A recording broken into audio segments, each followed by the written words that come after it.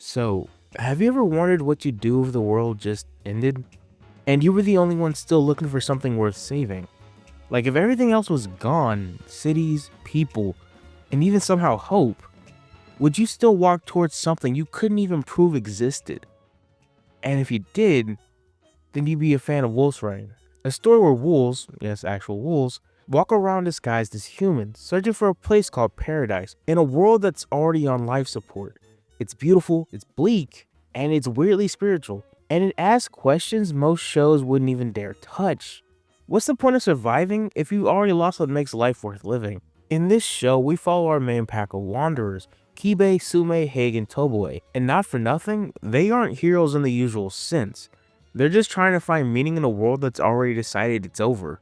Kiba's the believer, Sume's the skeptic, Hige's the drifter, and Toboe's the innocent. And together, they're less of a pack and more of a mirror with four sides, all reflecting what drives us towards the things that we need to keep going. But then there's Cheza, the flower maiden, part girl, part lunar flower, and maybe the key to salvation. She's literally hope in human form. And naturally, she's locked up in a lab. Because the humans in this show aren't exactly the kind of people who wouldn't imprison Ho for research purposes. And then she's even taken away by Darcia, a noble whose definition of villain is somewhere between tragic and biblical. These wolves set out to rescue her, but on the way they get chased by hunters, ghosts, and even their own mortality. It's an allegory wrapped in fur and snow. And depending on whatever version you found, the anime or the manga, you either got an ending about sacrifice and rebirth, or one about survival and hope. Either way, it's about the same thing. What exactly are we willing to lose to find meaning again?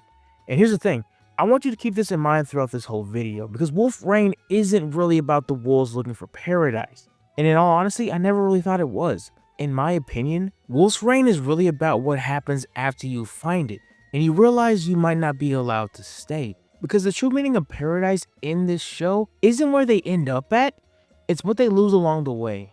So, hey, I'm Remy, and I just want to know if anyone's checked up on Wolf's Rain, and if not, let's. So when it comes to the origin of this story, it's a little bit different. You know how most anime start off as mangas, light novels, or some overcaffeinated gacha game? Well, this one didn't. This story came straight out of the mind of Keiko Nobumoto, the same screenwriter who helped craft Cowboy Bebop, which already tells you this wasn't going to be your average talking wolf show. When it comes to Nobumoto, she apparently was really fascinated by wolves, and not the one in fairy tales that get outsmarted by grandmas, or the ones from Twilight, but the real, violent, majestic kind that live by instincts and die by it too. And in her own unique way, she saw this contrast, this noble myth versus the brutal reality, and thought, what if both sides were true? Wolf's Rain became a story about survival, identity, and the endless chase for something you might not ever find. Not just in paradise, but the meaning itself. But here's a twist. This story wasn't pulled from any one myth or legend. Instead, it was stitched together from fragments from everywhere practically. The in-universe Book of the Moon says humans came from wolves, and that wolves were fated to find paradise at the end of the world. Which, when you think about it, sounds like somebody mixed the Bible, Norse mythology, a philosophy lecture into a blender and then hit puree. I mean, think about it, right? The world ending and rebirth cycle, that just sounds like Ragnarok with a different font. The themes of reincarnation with karma sounds like it's straight out of some Eastern philosophy. Even Kiba's obsession, almost spiritual drive to find paradise, mirrors the German romantic novel Heinrich von Ofterdingen. And for those who don't know, because I didn't before I did research for this, to sum it up really fast, one guy spends the whole book searching for a mystical blue flower, which he may not know is real. And in a way, Kiba's kind of just doing the same thing with more fur and angst. But then, here's where things kind of get a bit interesting. This wasn't just Nobumoto's vision alone. We gotta give flowers to Studio Bones, which at the time was still finding its footing back then. It took a massive creative risk making Wolf's Rain one of their first original TV productions. They had no manga, no blueprint, just vibes and trust. That meant the entire tone, pacing, and atmosphere came from scratch. Crafted by Nobumoto, directed by Tensai Okamura, and composed by Yoko Kanno, who, by the way, music basically turned this apocalypse setting into a unique form of audio poetry. Even the human characters like Quint and Hub weren't afterthoughts in this grounded story. So what had started off as a story about wolves became something so much bigger. A meditation on humanity itself came to us as fans packaged as a dystopian road trip. And that's the thing I feel like people forget. Wolf's Rain isn't really about finding paradise. I already said that in the intro, but I'm reiterating it here. It's about realizing why you keep walking towards it, even when you know it might not exist. Because maybe the real paradise, and yes, I'm about to say this, might be the friends we made along the way. Nope, it was still just as corny as I thought it would be when I wrote it. But that's enough about this. Let's talk about the creator some more. Every great story has a heartbeat, and when it comes to Wolf Rain, that heartbeat belonged to Nobumoto. She wasn't just another writer in the anime industry, she was one of the quiet architects. She was the kind of creator whose fingerprints were all over the shows that defined an era, even if most people never really realized it. Nobumoto started off writing for Fuji TV Young Screenplay Awards back in the early 90s, which, let's be honest, is kind of becoming a manager for a retail store for your first job and you just got there. It's pretty impressive and also daunting at the same time. But thankfully, she quickly proved she could do it all. Drama, sci-fi, New York, maybe even a Christmas miracle if you gave her enough time. So when she created Wolf's Rain, it wasn't a random project. In a way, it was a culmination of everything she's been building towards, her fascination with humanity, her obsession with loneliness, and her ability to even make a pack of wolves feel like lost souls trying to find their place in the universe. And that's really cool, but then you realize this wasn't her first time making us cry over existential dread. Nobumoto was also a head writer for Cowboy Bebop, aka the show that basically taught an entire generation what melancholy looked like in space. She wrote key episodes that defined the crew in my opinion. Faye's memory, Spike's past, Jet's regret. She was the one who gave us all that smoke and sadness energy that still hits like a jazz solo at 3 a.m. She also co-wrote Tokyo Godfathers with legendary writer Satoshi Kon, proving she could swing from space cowboys to Christmas miracles, about found family without missing a beat. And if you haven't seen Tokyo Godfathers, I totally get it. It's not the most shonen show in the world, but it's honestly just a really good movie. So if you get the chance, maybe go watch it. And that's not even counting Macross Plus, Samurai Champloo, Space Dandy, and Girl Tuesday. And she even had a hand in Kingdom Hearts. Yes, she helped shape the story about a kid hitting things with a giant key, because apparently, emotional depth knows no genre. Her work has always had one thing in common. She wrote people. Not heroes, not villains, not archetypes, just people. Flawed, scared, hopeful, and most certainly human. Even when they weren't human at all. In a way, her writing carried this weird kind of magic. Stories about chasing something beautiful in a world that's already broken.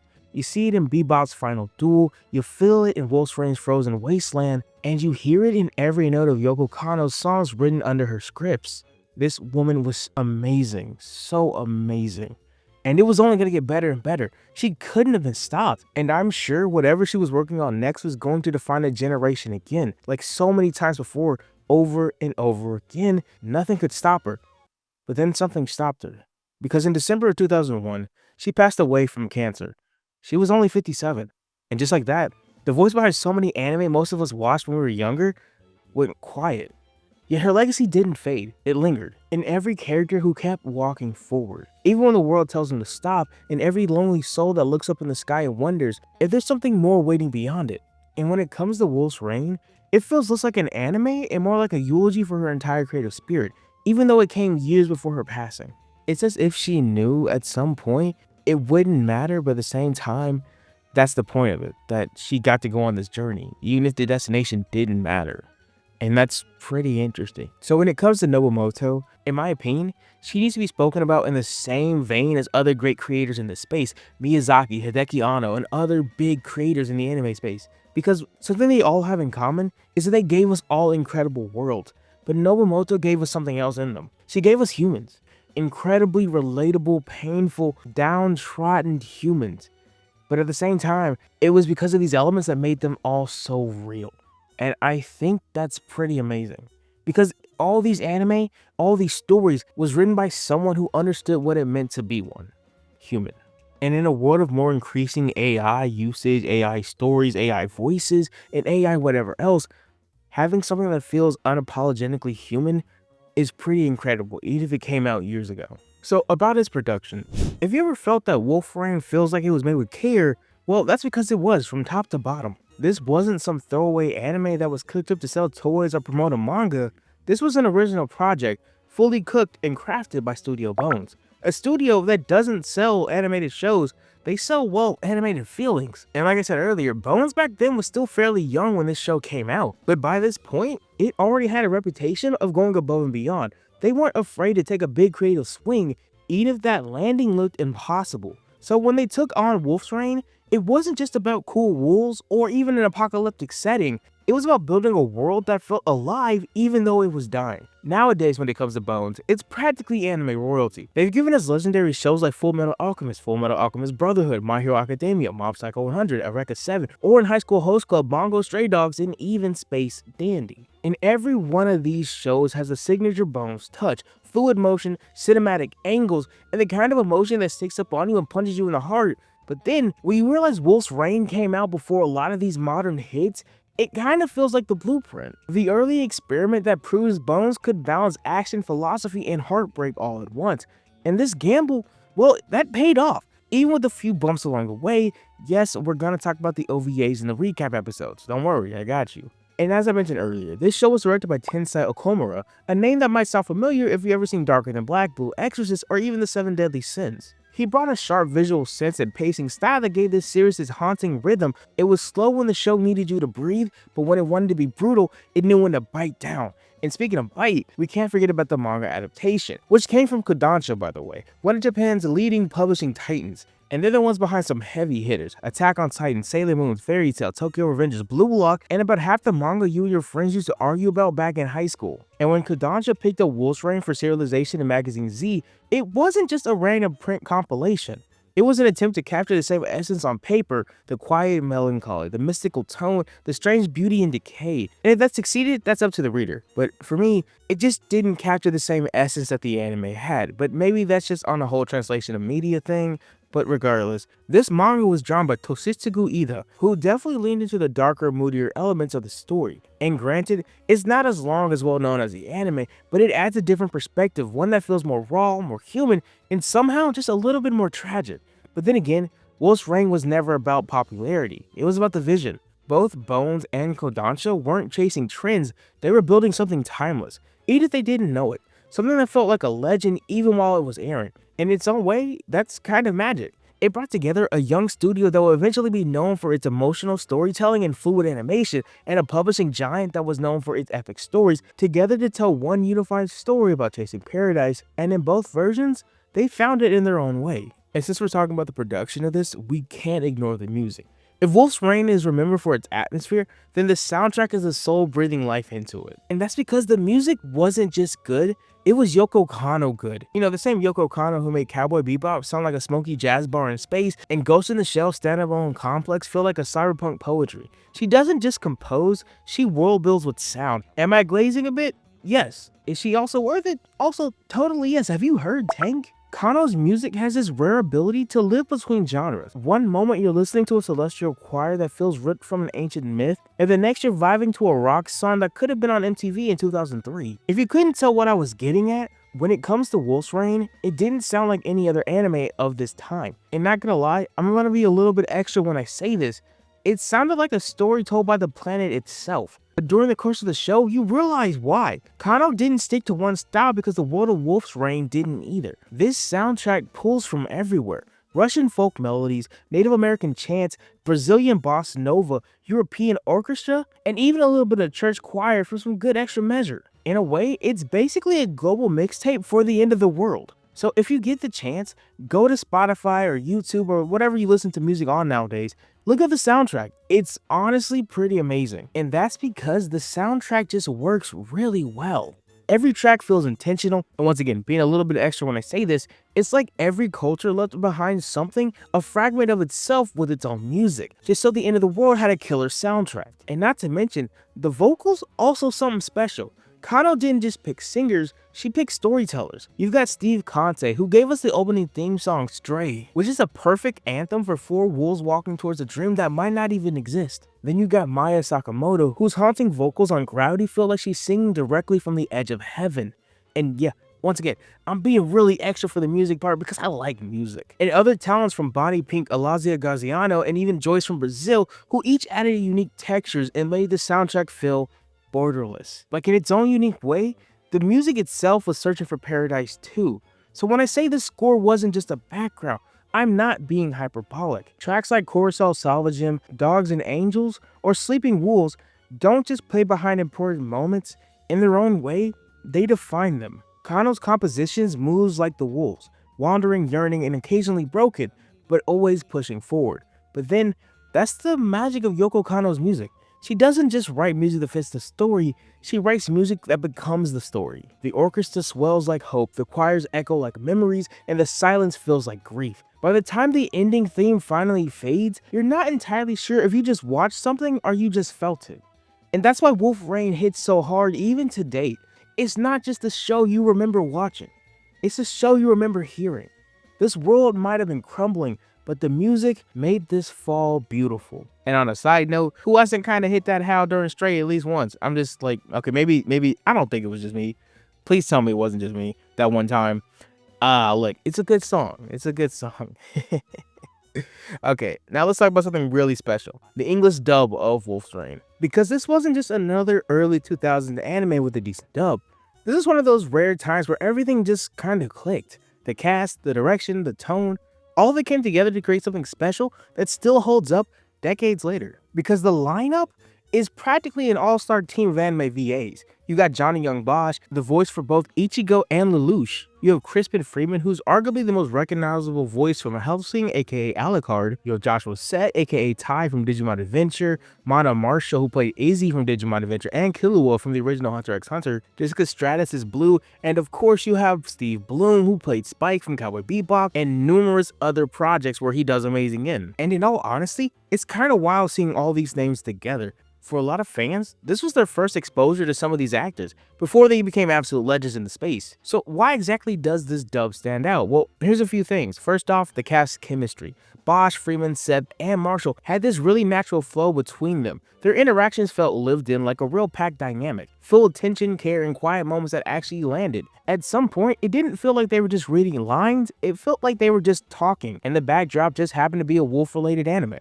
A second reason why it works so well, the direction. The Wolf Rain English dub ADR was Mary Elizabeth McGlynn, who not only is an incredible voice actress herself, she voices Lady Jaguar in the dub, but is also one of the best dub directors in the business. As someone who knows the ins and outs of voice acting, she gave her actors room to breathe instead of demanding the over-the-top delivery a lot of dubs back then had to do. She went for something grounded and more emotional, something that actually matched the tone of Wolf's Rain. And third, the vibe. Because Kano's soundtrack is full of English lyrics and Western inspired music, this fits the dub perfectly. There's a seamless blend where the voices, the music, and the mood all feel like they're part of the same world. It's cinematic and even haunting in some aspects. And finally, the performances. And one that stands out for me very well is Steve Bloom. His acting when it came to Darcio has a mix of intelligence, madness, and hints of sorrow that helped basically redefine how villains could be in anime dubs at the time. And as for Johnny Young Bosch's Kiba, you could feel his quiet desperation and hope in almost every line he delivers. Well, as long as you don't focus on the growling too much.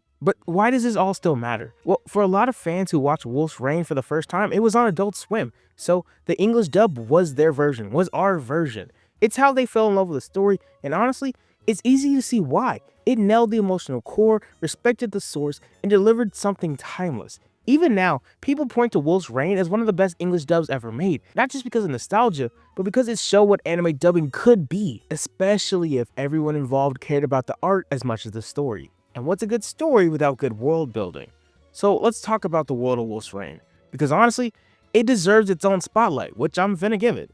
This isn't your standard, oh no, the apocalypse happened anime setting. It's, nah, the world barely feels alive, and I definitely mean barely. Like it's running on fumes and coffee and has the worst life insurance policy possible. So this is a world on its last breath. From the first frame, you can feel it. The planet's done. It's over. We lost the game. Earth is locked in a deep freeze, cities are falling apart, and humans are clinging to whatever scraps of comfort they can find. And that tends to be fine inside these giant dome cities that honestly look like a love child between a cathedral and a Soviet power plant. And here's the wild part. It's that the world itself is basically a character. It's not just a backdrop. It's a mirror reflecting everything wrong with humanity. The humans completely disconnected from nature, all living in these artificial bubbles surrounded by metal and lies. As for the wolves, well, they're what humanity used to be, wild, spiritual, and still connected to something bigger than themselves. It's nature versus nurture. But this time there's just way more frostbite. And hanging over all that is the myth of paradise, a place that supposedly exists somewhere at the end of the world. For the wolves, it's not just a bedtime story, it's the reason to keep going. Because in a world that's falling apart, sometimes a dream is the only thing that makes sense. But how does the world look? Visually, this show doesn't just set a tone, it lives in it. As I mentioned, these cities are super unique. If I had to describe it, It would be like crumbling things that look part church, part machine, and 1000% haunted. I don't know much about architecture, but if I had to call it something, I'd call it like gothic rot.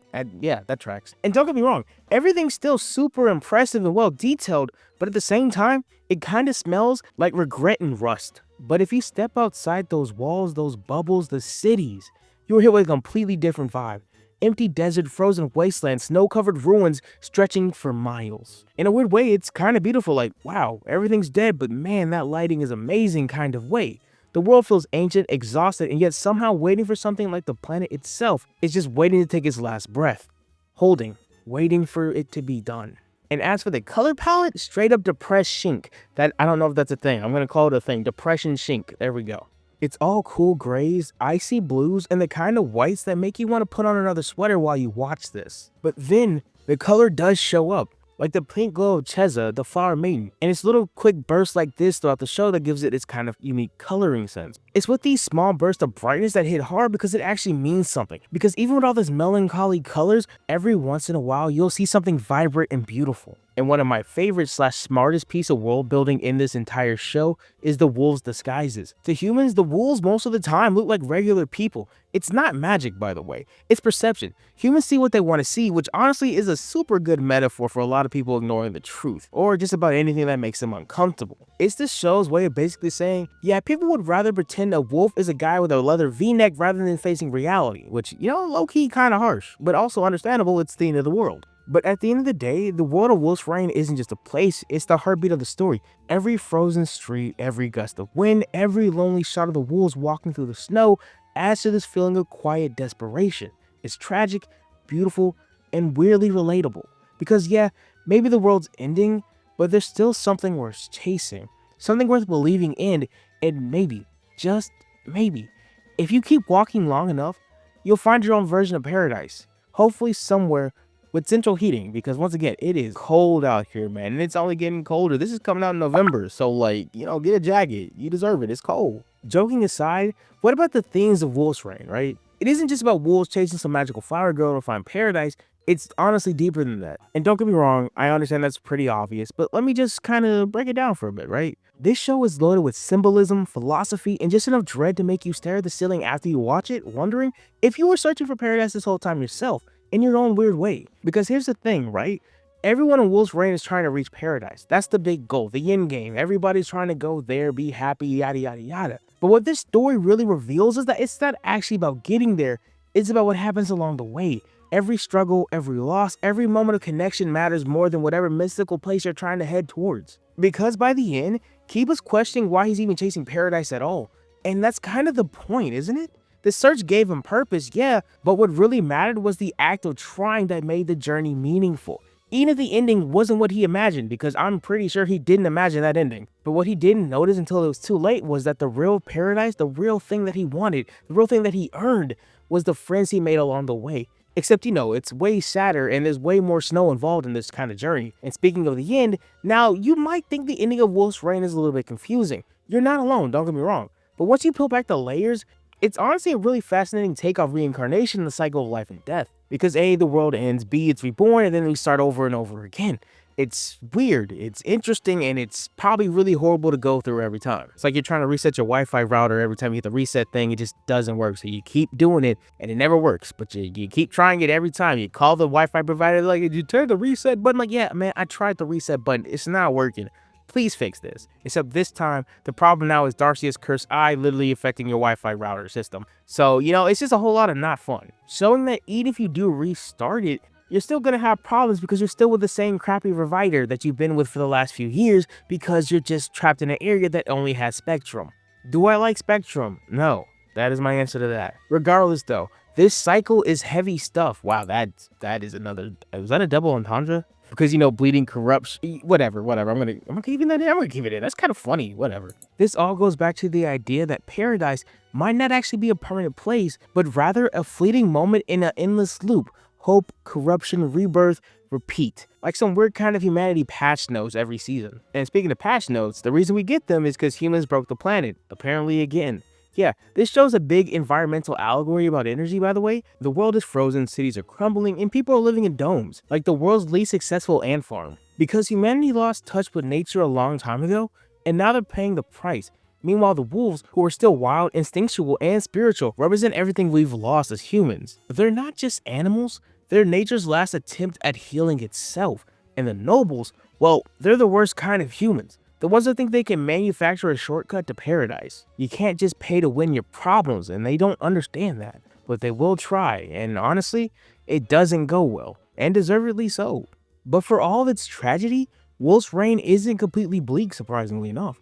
It's got this quiet, stubborn optimism running through it. Because even if everything else is literally collapsing, the wolves keep walking. Because they believe in paradise, even if they'll never see it. And that's what makes the ending hit so hard. The world resets, and it's definitely not paradise, but at least it's something new, a do-over, and that there's this tiny flicker of hope that maybe things could be better the next time. And well, that's it. That little flicker of hope is what keeps this story from being pure despair. And then there's the whole wolf versus human thing. All the wolves in this show had to disguise themselves as humans at some point to survive. And that opens up the whole identity crisis angle. Kiba wants to stay true to his nature. Hige's fine with blending in, Sumei's too jaded to pick a side, and Tobue is, well, just Tobue. He wants everyone just to get along, nice guy. But this adds an element of constant tension between instinct and intellect, freedom and conformity, and are you true to what you are, or do you hide to fit in? I mean, let's be honest, we all grew up in the 2000s. Who hasn't had to hide that they're a closeted anime fan for the longest time? Or even now as adults, who hasn't faked being normal just to get through a rough day at work? Hey, Remy, what do you do in your free time? Glad you asked, coworker number 3. I definitely don't spend hours of my day watching and reviewing early 2000s media and manga just to make videos on them on YouTube. I definitely do normal stuff like watch sports and gamble. Yeah, that's what I do. Thank you for asking. They've never noticed I'm lying. Maybe, I think. Yo, I might be cooked. Anyway, the symbols are everywhere. The wolves, they're not just cool talking animals. If they were, they'd just be Digimon. Yo, shout out to Digimon. They're actually symbols of purity, of nature, and the primal truth humanity has forgotten. Each one shows a different side of survival. With Kiba's faith, Sumei's cynicism, Hige's adaptability, and Tobue's innocence, all factoring into it in its own unique way. And another thing I can't not talk about is Cheza and the lunar flower. Cheza's basically hope made flesh. She's gentle, pure, and fragile, and everyone wants a piece of her. The lunar flower she's born from is the key to paradise, but it's also a reminder how humanity exploits beauty for power. And as for the moon, it's the big glowing symbol in the sky. It represents destiny, mystery, and the never-ending cycle of life. When it turns red or full, you know something cosmic's about to go down. And as for the big end goal, aka paradise, it's something everyone's chasing for. But it's not really a place, it's a state of being. For the wolves, it's freedom, for the nobles, it's control, and for the audience, it's realizing that paradise is just an act of seeking something better, even if you never really get there. So what does this all mean? Wolf's reign takes these ideas, hope, destruction, rebirth, instinct, and faith, and throws them into a blender full of snow and sadness. But what comes out, surprisingly enough, isn't nihilism. It's this weird, comforting message. Even if the world ends, even if everything falls apart, keep moving forward.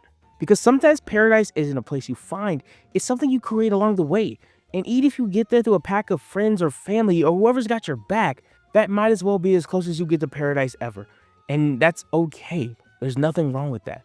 Good people make for good places. And on that note, let's talk about some people finally. Let's talk about the characters and factions in this anime. Because honestly, this show wouldn't really hit as hard without this weird chaotic mix of wolves, humans, and morally questionable nobles. Okay, they're not really morally, they're just questionable. Because what is the end goal of trying to out-apocalypse each other, right? But we got to talk about the wolf pack. First up, we got Kiba, the white wolf, and our main protagonist. Because if blind faith in destiny was a person, or a wolf in this case, it would be Kiba. He's serious to a foe and driven entirely by the instinct and belief that paradise is real. You could throw this man into a snowstorm, a gunfight, or a crisis, and he'd probably say, I could smell paradise. The brother's got conviction, it's kinda crazy.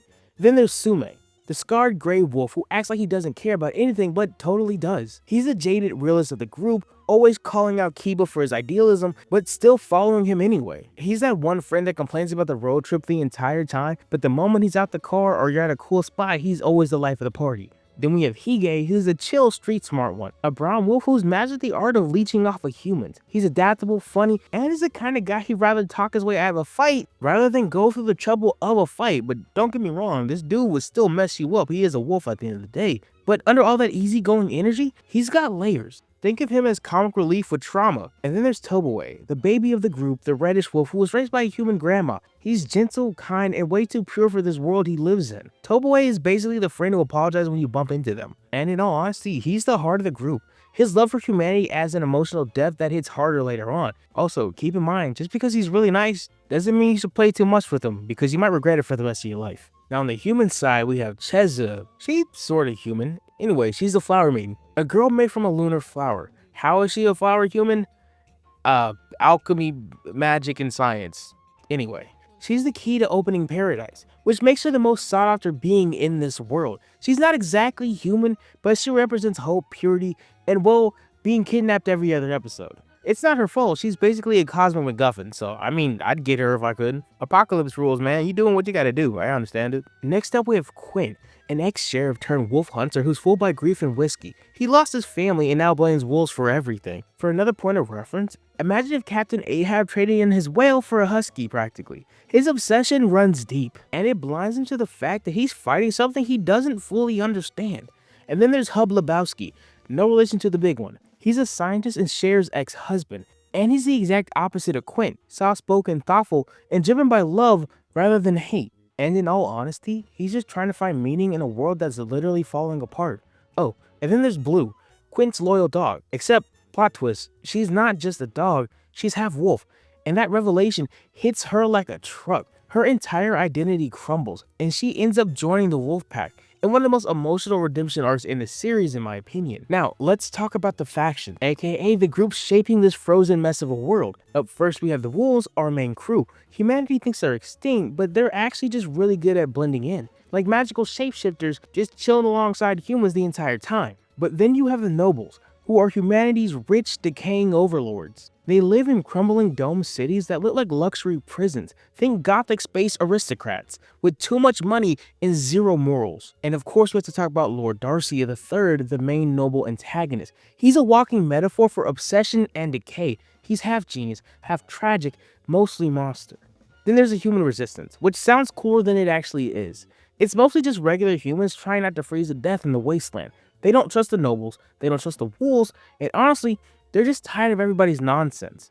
And finally, we have the military and the hunters. Basically muscle for the nobles. They're out here chasing wolves and spending way too much time capturing Cheza.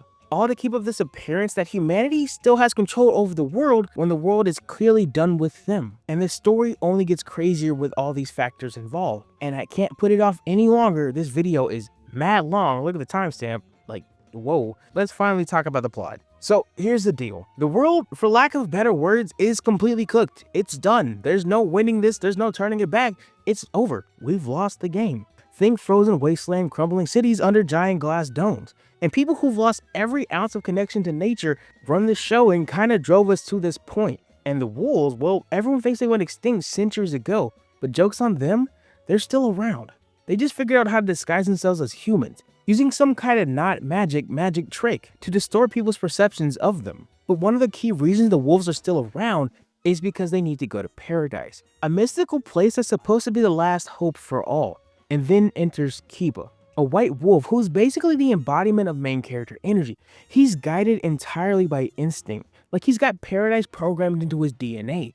Along the way, he meets the rest of the crew, Sume, Hig, and Tobue, and conveniently, they all end up at the same city around the same time, as if it was meant to be. But this is where our story starts off, with these four, a flower girl, and a frozen wasteland.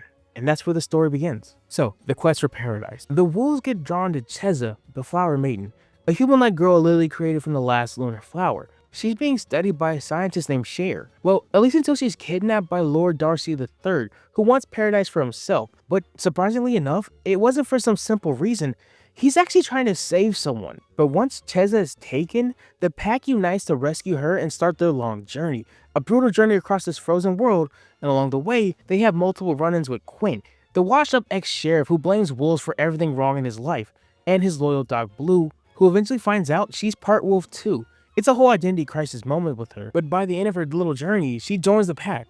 You also got Hub, who's the ex-husband of Cher. This ex-power couple are trying to do one thing: find some answers. Find the truth behind Cheza, the wolves, and the Book of the Moon. And all these characters' storylines keep crossing paths with the wolves on their journey, adding layers to this already melancholy road trip of despair to find paradise. But the thing is, the further they travel, the worse things get.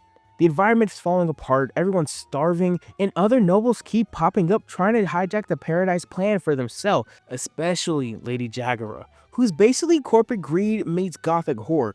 Also, she eats wolves and drinks their blood. Like, I just want to throw that out there, because what? But the wolves battle the humans, the elements, and sometimes each other as they question whether paradise is real or just a fairy tale keeping them alive. And the tone only gets heavier the closer they get to this supposed paradise. More betrayals, more death, and more snow. It's like a slow motion tragedy set to some of the most haunting music ever made for anime. Also, everyone starts dying, man. And I mean, like, I'm not gonna lie to you, Cher's death got me because it was so sudden. It was out of nowhere, man. I just had to sit with that feeling when she died. But what I unfortunately didn't notice was that was just a warning shot for signs to come. Because when they finally reach the end of their journey, everything's falling apart. Literally. The world's finally collapsing. The final stretch is brutal. And I'm not gonna lie to you, I'm not really emotional when it comes to this, but the first time around, it got me. I ain't gonna lie. Julian! Quit dies, Blue dies, Hige dies, Sume dies, Toboe dies. Everyone basically dies. Not even basically, everyone's dead. There is no happiness here. Everyone is dead, gone, dust, covered in snow, and it's nothing but miserable. It's like a massacre wrapped in poetry. And in its final moments, when it's just Kiba and Cheza, they try to make it to the final gates of paradise. But Darcia follows them and starts one of the most intense battles you've ever seen in something that wasn't an action shonen. And by the end of it, Darcia dies, but at the same time, he infects paradise. He infects the reincarnation cycle. In his own way, he kind of won in that sense. But that doesn't matter. Because paradise does open, like I said. He does infect it. But that doesn't really matter right now. Because Kiba from their fight is morally wounded. He's dying. He is going to die. There is no last minute cure. There is no Super Saiyan healing moment. No anime plot armor. He dies. He falls underneath the ice, drifts towards the underworld, and just dies. And Cheza dissolves into flower petals. But during all this, finally, the rain falls. The rain finally falls. Lunar flowers begin to bloom again. The world resets. And the cycle finally starts over. In the last scene, it's a quiet modern day city. No ice, no apocalypse. But we do see the wolves again, reincarnated as just humans, passing each other on the streets, and Kiba, now fully reborn, walks towards something unseen. Maybe it's paradise, maybe it's just another beginning, but whatever it is, he's gonna find it. And we already know nothing's gonna stop him. And that's Wolf's Rain.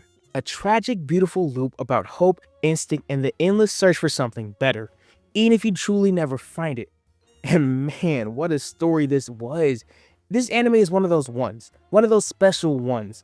In all honesty, I don't like saying this a lot, but I don't know if they can make an anime like this today. Not to say we don't have great writers or even some great new anime out there, but the level of care and detail that went into this anime feels unmatched by almost anything coming out nowadays.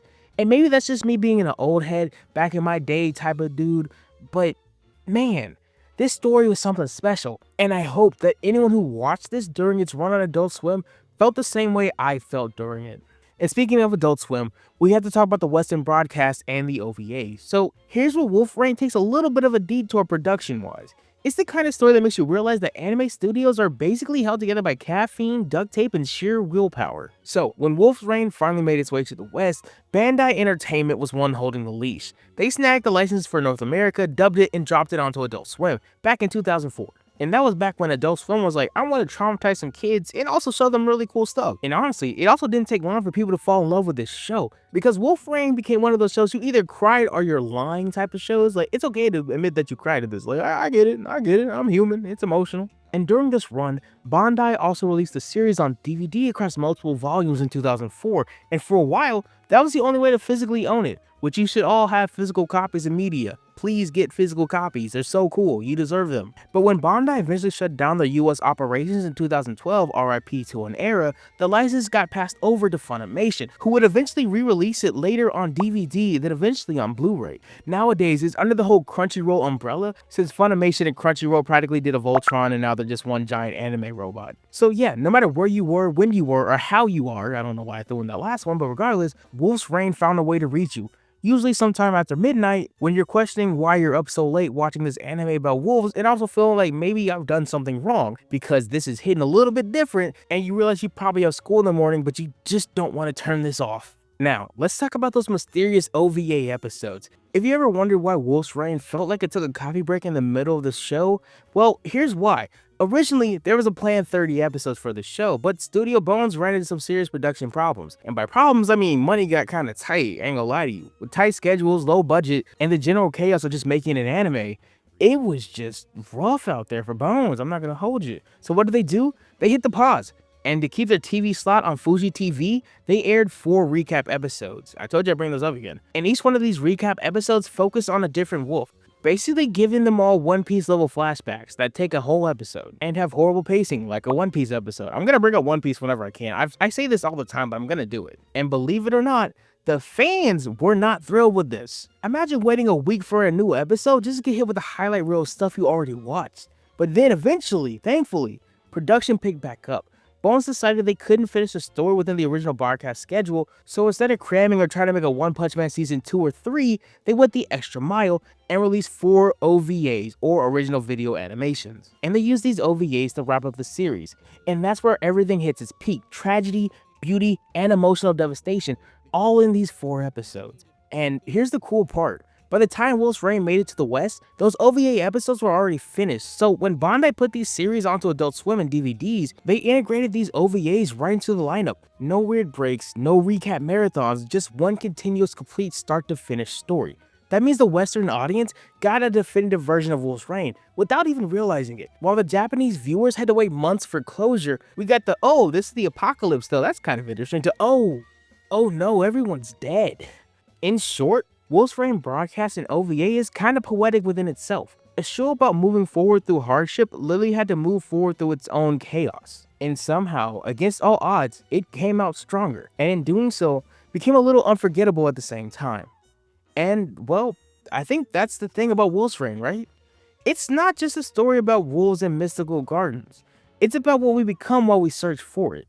Kiba and his pack spend the whole series chasing something that might not even exist, and yet, as I've said multiple times, that's kind of the point, because the world that's around them is full of broken cities, dying lands, and desperate people. It's all a reflection of what happens when hope fades. And the wolves, well, they're stubborn enough to keep believing anyway. And on this road of belief, we've met all kinds of people in faction. The broken nobles, clutching to control, lost humans trying to survive, and even the wolves themselves struggling to decide whether they should act like beasts or men. And through it all, we saw glimpses of something real: compassion, loyalty, and a bit of that reckless drive to keep moving forward even when it hurts. The OVAs tie it all together beautifully, not with a clean, happy ending, but with something that feels honest. Paradise isn't some magical field at the end of the world, it's the idea that no matter how many times the world gets burned down, something will try again. The cycle restarts, the snow melts, and life finds a way. And yeah, I know it sounds cliche, but that's the message. The basic ones always stick the hardest. The journey matters just as much as the destination. The wolves didn't just find paradise, they found each other. And in a world that keeps trying to fall apart and rebuild itself, that might be the closest thing to paradise any of us ever get. Because the real ending isn't about reaching the gate. It's about the people, or the wolves, who walk beside you when everything else fades away. And if Wolf's Rain teaches us anything, it's that at the end of the world, the best thing to have on your side is good people. So, hey, I'm Remy. Thanks for listening to me over-explain Wolf's Rain for however long this video is, because I know this is going to be long. This script is over 30 pages, and if you sat through this, if you listened to us in the background, if you played it while you were asleep, whatever you do, thank you so much. So, yeah, that'll be it for me. So, don't forget to like and subscribe and hype the video. I will see y'all in the next one. Y'all be easy. Later. Bye!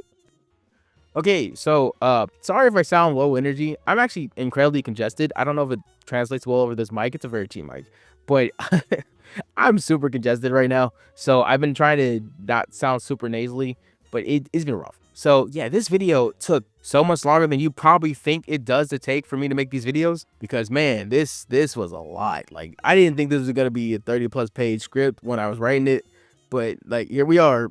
I'm 30 page deep reading a script, and this is taking days to record. Just goodness. It's been a whole thing. But regardless, if you watched it for this long, I am forever grateful and incredibly thankful. But just still, man, this Wolf's Rain is a crazy good series, and it deserves all the flowers. And that's not a moonflower joke. That was stupid. But like, whatever, man. It's such a good show. And I didn't really talk about this during my script part, but I always thought it was cool how whenever Cheza fell, she always kind of felt like a flower petal in the wind. That was just a really cool attention to detail. But yeah, I think that'll be it for me. I have rambled for way too long. I still don't know how long this is gonna be because I haven't edited it, and I'm scared. Yeah, I'm scared, Loki. But regardless, once again, thank y'all for watching. It means so much. All this fun stuff, whatever. I will see you guys in the next video. Y'all be easy. Later. Bye.